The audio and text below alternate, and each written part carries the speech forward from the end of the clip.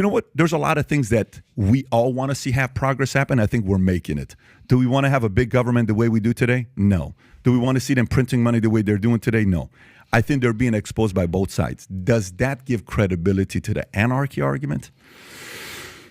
I don't know about that. I don't agree with most of what you just said, but let me break down a few points where I disagree with. Patrick Bet-David brought on Michael Malice live on the PBD Podcast on the Valuetainment YouTube channel, and they debated about this one specific topic. I'm not going to say what it is. I'm just going to let the video go ahead and speak for itself. But things did get a little bit heated here. I've seen Patrick Bet-David get a little bit more heated, but I think he did keep his composure and not get super heated on his guest like he does on some of his other podcasts. But they did debate about this one specific topic. So let's go ahead and get into this clip here where Patrick Bet-David and Michael Malice debated about this one topic live on the PBD Podcast on the Valuetainment YouTube channel. First of all, I don't think there's such a thing as big government. There's only government you approve of. Any government that is big enough to impose its will upon you will be regarded by you as a big government. And if a government is so small that the night watchman state where you could drown in a bathtub, then it's not in a position to impose any kind of weak law and order regardless. So there's no coherent argument for minarchism, number one. Second, I don't think it's at all accurate, and I'm friends with Joe, I've been on his show several times, to regard his amount of influence or how much he's trusted is in any way comparable to the New York Times or to someone who's a law professor at Yale. These are, to me, still night and day. I don't think at all there is a view of both sides, if you mean like Republican and Democrat or liberal or conservative, that they regard the state as a legitimate. There is no incentive and no move in Washington, let's just take it from the conservative perspective, to shrink the size of government by $1. You had Trump and 2 years of Republican congressional majority. There wasn't. If you enjoy content like this, make sure to go ahead and like the video, comment your thoughts, subscribe to the channel. It really does help me out a ton. Let's get back to the video. Even an attempt to abolish a single government agency, let alone to shrink the size of the government. So this idea that if you want to be kind of have a libertarian perspective and say people are realizing government's too big, even if people are realizing this, DeSantis didn't shrink the government at all. I think he grew it even faster than his predecessor. So in terms of 77 out of 100 things, if you and I both have the exact same vision of a house we buy, what we want it to look like, and you want to sell it and I want to move in, we do not have the same goal even if we have the same vision. Yeah, but in your world, it's your way or the highway, Michael. And that's very hard because the way you sell your ideas. Our conversation started off when I asked you and you said, well, my book is ranked number 3 on anarchism and on Amazon. On Amazon, and you said, and I'm making progress. Great. All I'm saying is progress. Progress. I didn't say it's happening. I'm giving you your point back to you.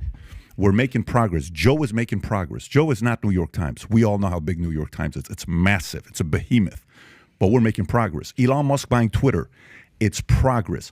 All of these things are progress. We are making a lot of progress towards the concept of freedom of speech and people questioning things they didn't question before because we're all collectively getting smarter and saying, this shit just doesn't make sense. We're not getting smarter, we're getting more informed. I'm going to be pedantic on that because that's important, because I don't think people are necessarily getting smarter, but we have more. So I think here Michael Malice argues from a position critical of all centralized authority. He believes that much of what people call big government is just government they happen to disapprove of, and that regardless of political affiliation, neither Republicans nor Democrats have shown serious efforts to reduce the size of government. He also points out that even under Trump, with full Republican control, no federal agency was eliminated or meaningfully downsized. He sees this as proof that both sides ultimately preserve the same system, just with different branding. On the other hand, Patrick Bet-David acknowledges that while we're not yet seeing sweeping changes, there are signs of cultural and intellectual changes, citing examples like Elon Musk buying Twitter, the rise of independent voices like Joe Rogan, for example, and the growing public demand for free speech and government accountability. From Patrick's point of view, the shift isn't happening through the state, but through broader public awareness and access to information. Michael pushes back a bit on that, clarifying that while we may not be getting smarter as a society, we're certainly becoming more informed, and that increased access to information is what historically brings down centralized powers. referencing the collapse of the Soviet Union as an example. So the core of this debate isn't really about policies, it's about what progress looks like. It is the slow erosion of trust institutions as it is a cultural awakening, or is that just a recycling of the same system under different names?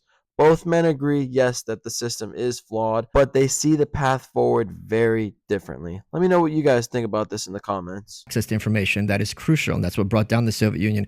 But again, I think you're kind of mixing up several things. You asked me earlier why anarchism. I'm not mixing up anything. I'm just telling you we're making progress, and just like you're saying, the argument of anarchy is making progress. I think collectively, more people are informed today, whatever definition you want to give it, informed or smarter. More people are informed today to realize this shit doesn't work. We're unified. When a Bill Maher, what are we talking about? Like Russell Brand? Are you kidding me? Like when Bill Maher and Russell Brand and Joe Rogan, who endorsed Bernie Sanders a couple years ago, when they're coming up and they're saying, here's where we are, nobody in a million years could have guessed this was going to happen. Okay, the weirdest people are unified today, which I believe is major progress. But go ahead. You were asking earlier why anarchism isn't more popular, right? And I was giving you examples of we're making progress on that issue. And one concrete objective, as opposed to my personal feelings, is the fact that the book hit number 3 on Amazon. So I agree with you that we're making progress in terms of both understanding the nature of the state and the power elite, and also more specifically in terms of promoting anarchism as an ideology. Point being, I'm not a utopian, right? So even if I had, for example, a magic wand and marijuana... But you are a bit of a utopian. And by Michael, let me manage something with you. In a conversation that's 2 hours, I may jump in and interrupt. That's fine. If it makes you uncomfortable, it's going to happen 50 more times. I understand that. If you interrupt me, I'm fully comfortable. You're not going to offend me. I'm a big boy, and I'm expecting you to be a big boy as well. I'm a very little boy. Perfect. That's totally fine. Okay. Yeah, totally fine. And I should be in my bed. Yeah, you should be in your bed, and you chose to be here. I'm not a utopian, and I do not appreciate being called a utopian, because what I was about to say is, if all that happens is drugs become legalized, that's nowhere close to an anarchist society. I'm not going to say, fuck you, that win doesn't count. That's a huge win. If people aren't put in jail for illegitimate reasons, I will take that as a goal. I will accept it and celebrate it. The reason I wrote this book, The White Pill, was about the fall of the Soviet Union. The people in Russia, Ukraine, Romania, they're not living in some utopia. Things just got significantly better for them. And that is important for those of us who fight for freedom. You take the wins you can get, and you don't say, oh, well, they still have this law or they still have that law. No, you go, look, things in our lifetime, in places that are not some weird country that you can't find the map, moved fundamentally, enormously, in a better direction, and they did it relatively peacefully and relatively easily. And that, to your point, which I agree with it, is something that is important for those of us to stay motivated who fight for freedom. So this is why I think the anarchism question in this context is a bit of a distraction. You don't have to believe in anarchism to still fight for freedom and to work with me and other people who think like you, and to take the wins when you have them. Yeah. So what I like about competition is if your ideas are great, you're going to attract good people. You'll attract money. People will come to you. If you don't, you're going to lose good people. Okay. At this table, his family's from Canada. Tom doesn't live in Canada. Okay. Right.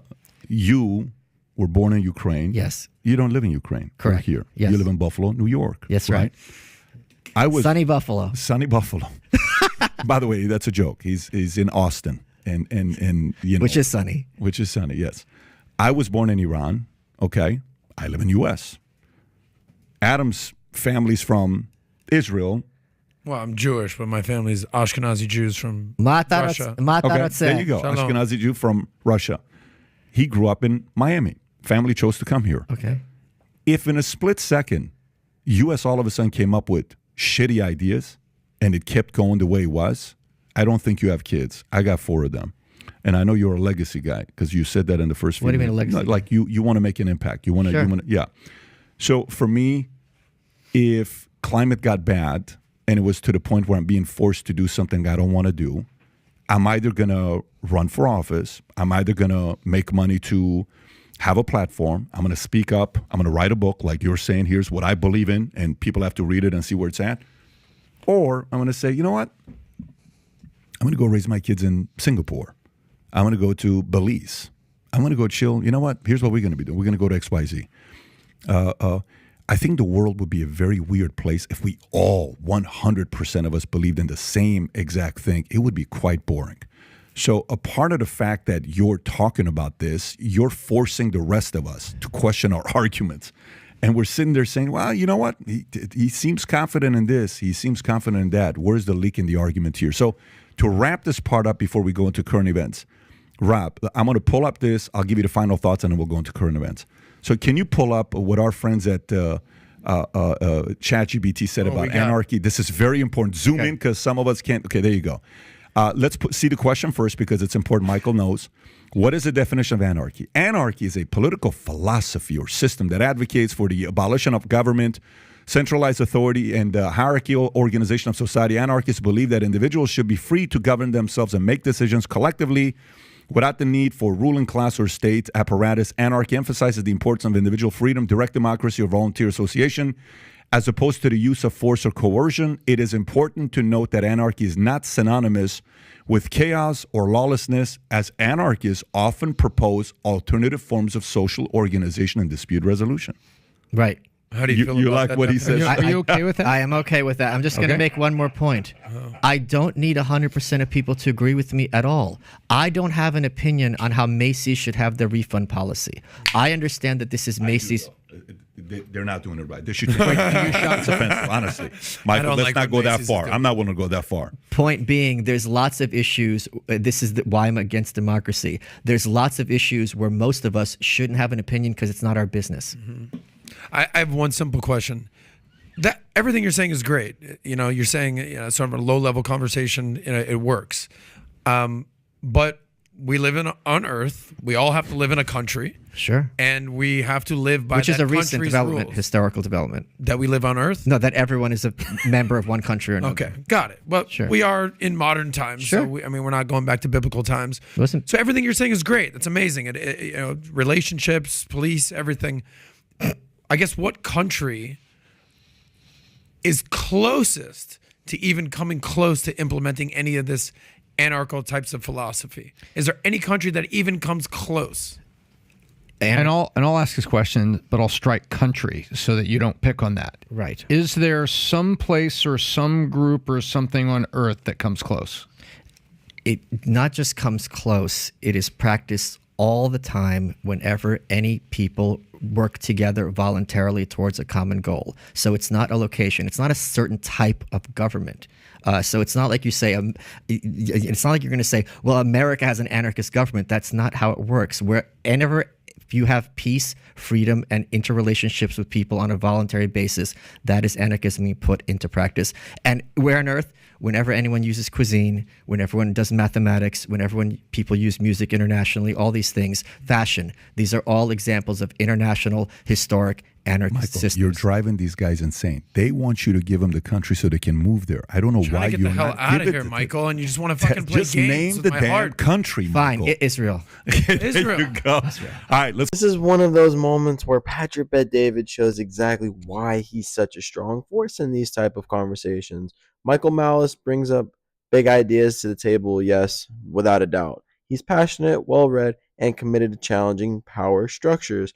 But when you really listen, you start to notice something. Michael Malice's version of progress is abstract. It's philosophical. It doesn't answer the simple, direct questions that Patrick Bet-David keeps putting out. Like, where does this actually work? What country, what structure, what model can people look at and say, that's anarchism in action? Patrick's strength here is cutting through the fog of theory.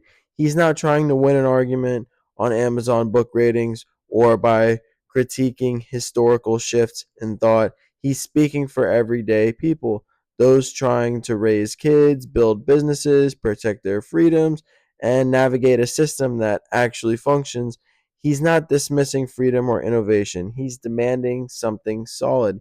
He's saying, great, your ideas sound nice, but where's the evidence where they work. And when Michael can't name a single country, system, or even a stable community where anarchism functions long term, Patrick gently but firmly exposes the gap. Because as entertaining and thought provoking as anarchism may be, most people aren't looking for a symbolic win. They're looking for solutions. They're looking for systems that improve lives now, not just theories that live in books or podcasts. In the end, though, I will say Patrick doesn't shut down Michael Malice's ideas. He elevates the conversation by rooting it in reality. He's saying, let's talk about the solutions, not just the slogans. And that's why his voice lands, because it resonates with people who want change, but who know it has to work in the real world. Let me know what you guys think about this topic in the comments, and I'll see you guys in the next video.